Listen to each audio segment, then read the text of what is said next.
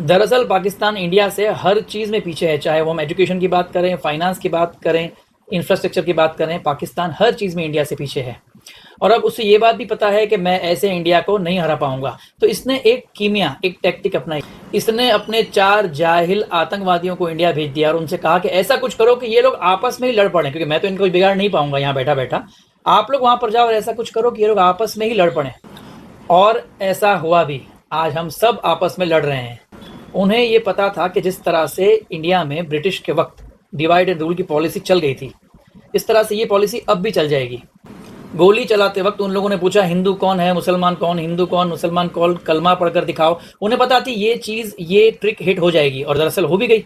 इस हद तक हो गई कि मेरे भी जो कुछ हिंदू फ्रेंड्स हैं वो कह रहे कि नहीं भाई आप सब ऐसे। और मैंने कहा भाई हम सब कैसे हैं? मैं इन 4 जाहिलों को पहचानता भी नहीं हूँ, आज तक कभी देखा भी नहीं है, और ना ही इंडिया में से किसी ने देखा होगा।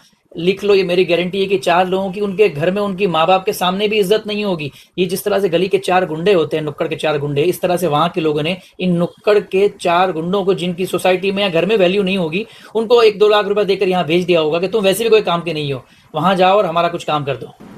अरे भाई, એક તો ધંધા પાણી નથી, આટલી મંદી છે આવા ટાઈમમાં, તો ખરેખર આપણે બધાને ભેગા મળીને એવું કંઈ કરવું જોઈએ કે ઇન્ડિયાની ઇન્ફ્રાસ્ટ્રક્ચર પ્રોસ્પેરિટી થોડુંક આગળ વધે, અને એવા ટાઈમમાં આપણે આવા મસલાઓમાં પડ્યા છે।